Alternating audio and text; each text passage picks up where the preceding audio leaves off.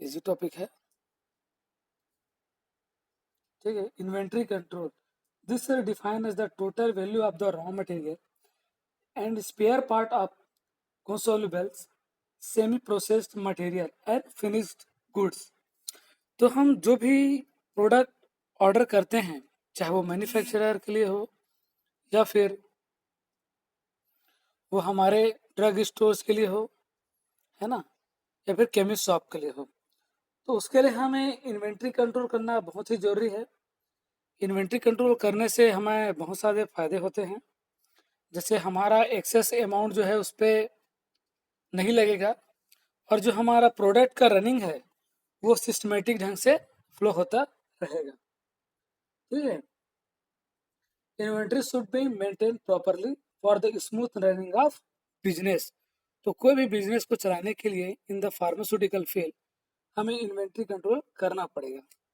ठीक है, तो सबसे पहले इंट्रोडक्शन लिखेंगे।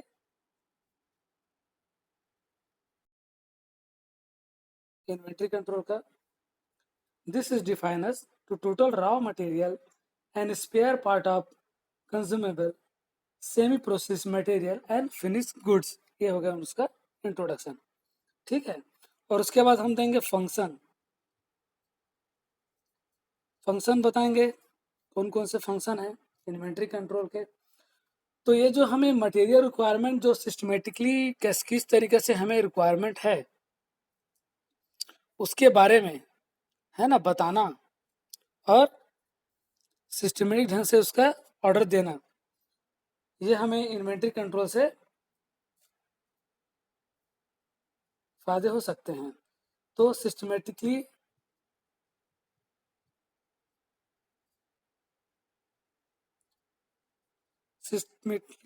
रिक्वायरमेंट ऑफ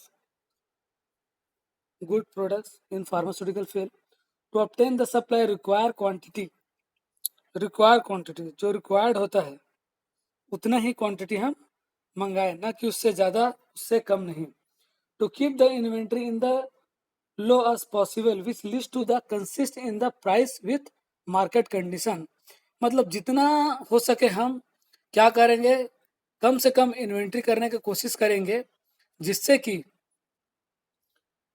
जो हमारा consist in the price of market condition, तो मार्केट कंडीशन के हिसाब से हमें जो हुआ प्राइस में कोई प्रोडक्ट हमें मिल सकता है, और उसके हिसाब से हम उसको सेल करेंगे। To keep the inventories always at the minimum possible level, है ना, और जितने भी इन्वेंट्रीज हैं उसको कम से कम करने की कोशिश करेंगे। एंड इसका तीसरा है to finish the product meet the requirement of the consumer for promote the delivery of the goods. तो जो भी हमें मेडिसिन की जरूरत होती है उसको जो फिनिश प्रोडक्ट होता है ना, product to be meet in the require quantity, वो भी हमें रिक्वायर क्वांटिटी में हमें अवेलेबल हो जाएगा। To maintain the proper record, हम प्रॉपर रिकॉर्ड, है ना, रिकॉर्ड बना के रखेंगे। रिकॉर्ड बनाने के लिए मिलता है जिससे हमारा जितना भी प्रोडक्ट है फार्मास्यूटिकल फील्ड में, जो भी हम मेडिसिन खरीद के ला रहे हैं, इसको हम चाहे वो मैन्युफैक्चरर से हो, डिस्ट्रीब्यूटर से हो, सीएनडीएफ से हो, इसको आगे चल के हम कस्टमर तक किस तरीके से पहुंचाएंगे, ये सभी के लिए लागू होता है। इन्वेंट्री चाहे वो फार्मास्यूटिकल हो फील्ड का मैन्युफैक्चरर हो, होलसेलर हो, रिटेलर हो, या फिर वो सीएनडीएफ हो, सभी के लिए इन्वेंट्री कंट्रोल करना बहुत जरूरी है। और पांचवा है to forecast the availability of the material in the market. तो जो मार्केट में हमारा प्रोडक्ट अवेलेबल है उसको प्रॉपर तरीके से अवेलेबल हो सके, सभी कंज्यूमर को तक पहुंच सके, उसके लिए इन्वेंट्री कंट्रोल करना बहुत जरूरी है समय पे। ऑब्जेक्टिव्स, ऑब्जेक्टिव्स क्या क्या हैं? To avoid the excessive investment.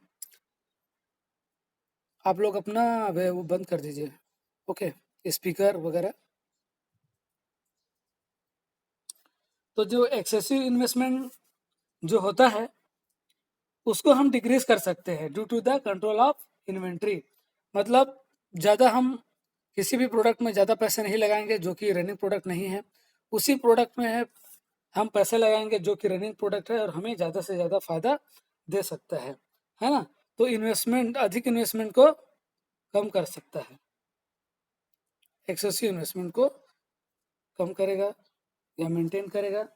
ठीक है, maintain the sufficient inventory so avoid the production held up with the lead to the customer dissatisfaction, loss of revenue. अगर हम इन्वेंट्री कंट्रोल नहीं करते तो हमारा जो कस्टमर है वो डिससेटिस्फाई हो जाएगा और जो लॉस ऑफ रेवेन्यू, और हमें रेवेन्यू का भी लॉस होने की संभावनाएं बढ़ जाती है अगर हम इन्वेंट्री कंट्रोल नहीं करते। ठीक है, अब इसके बाद हम पढ़ेंगे इम्पोर्टेंस ऑफ इन्वेंट्री।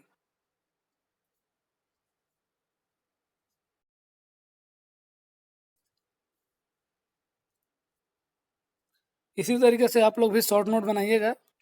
ठीक है, इन्वेंट्री किस तरीके से हमारे लिए महत्वपूर्ण है। पहला, इन्वेंट्री इज एक्सपेंडिचर।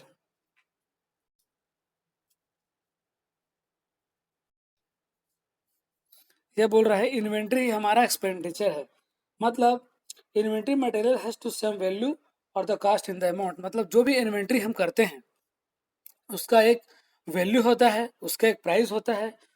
तो अगर हम उसको कंट्रोल नहीं करेंगे वो तो फिर हमारे लिए पैसा वेस्टेज के मुताबिक हो जाएगा। ठीक है,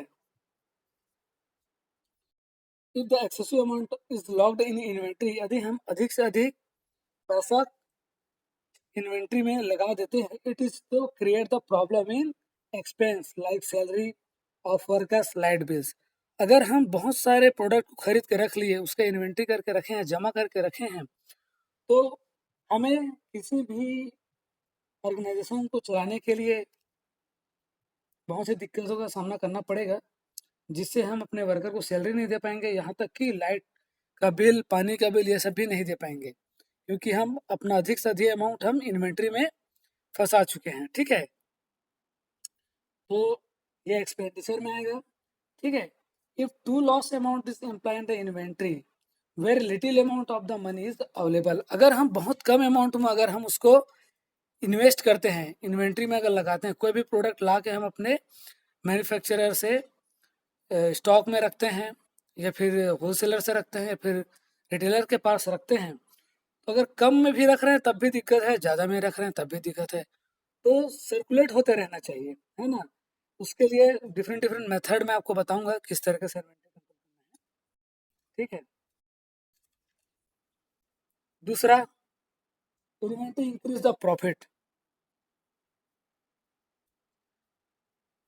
हम कोई भी इन्वेंट्री लगा रहे हैं तो हमें प्रॉफिट का भी काम करेगा, क्यों? क्योंकि एक्यूरेट परचेज शेड्यूल मेंटेन, वो एक्यूरेसी जो होता है परचेसिंग करने का, उस शेड्यूल को मेंटेन करके रखना है। एडेकेट स्टॉक ऑफ मटेरियल, है ना। तो जो भी हम फार्मास्यूटिकल प्रोडक्ट ले रहे हैं, सिरप ले रहे हैं या कैप्सूल टैबलेट्स ले रहे हैं, है ना, तो उसको परचेसिंग शेड्यूल को मेंटेन करके रखता है और हमें प्रॉफिट, क्योंकि सीजन वाइज जो जो मेडिसिन लेना है, दवाइयाँ लेनी है, या हॉस्पिटल वाइज या स्पेसिफाइड डॉक्टर वाइज, ईएनटी है कोई डॉक्टर, डायजेसिस, है ना, और या फिर कोई एमडी है या फिर कोई गायनकोलॉजिस्ट है, तो डिफरेंट डिफरेंट डॉक्टर के हिसाब से हम इन्वेंट्री कंट्रोल करेंगे। जिस मटेरियल का या फिर जिस ड्रग का हमें ज़रूरत है, जिस मेडिसिन का ज़रूरत है, उसको हम उसके हिसाब से उस अमाउंट में लेंगे ताकि वो कंटिन्यूसली रनिंग होते रहे। By the continuing the production and improving the quality of the products, और हमारा जो यूटिलिटी है जो भी मेडिसिन का है उसका बढ़ेगा, प्रोडक्शन बढ़ेगा, और जो क्वालिटी ऑफ द प्रोडक्ट है उसको भी हम मेंटेन करके रख सकते हैं, तो इससे हमें प्रॉफिट होगा। ठीक है, तो इम्पोर्टेंस में दो आएंगे एक्सपेंडिचर, वो हमारे एक्सपेंडिचर टाइप का काम करता है और हमें प्रॉफिट प्रोवाइड करता है। ठीक है, अब मेथड पढ़ेंगे, मेथड और technique, technique for inventory control.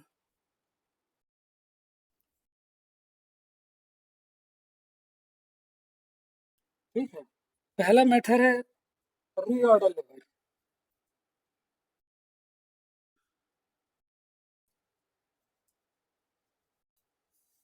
Reorder level.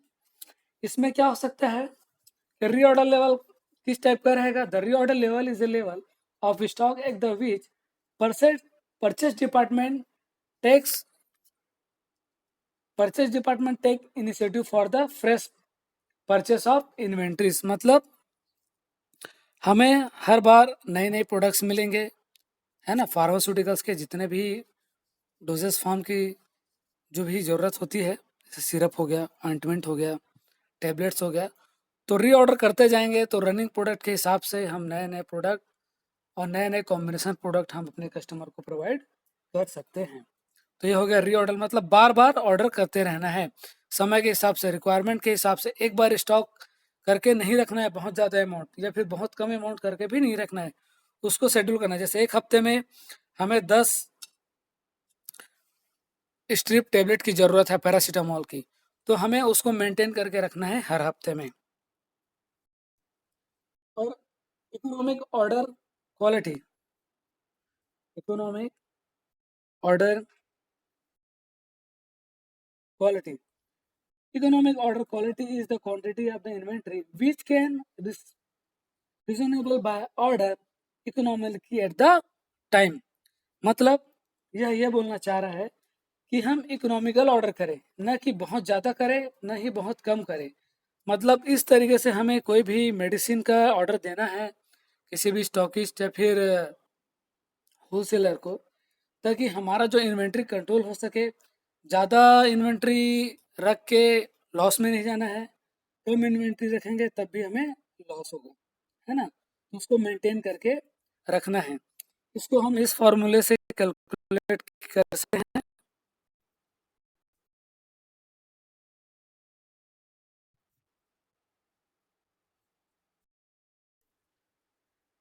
Are means standard for the estimate annual requirement. R means जो है साल में जितने भी मेडिसिन जो हमें रिक्वायरमेंट होता है, जैसे एक हफ्ते में अगर 10 स्ट्रिप लग रहा है तो उसको कैलकुलेट कर लीजिए इसके कितने हिसाब से वो साल भर में लगेगा। सीपी मीन्स यह आज आप ऑर्डर, मतलब जो हम ऑर्डर दिए हैं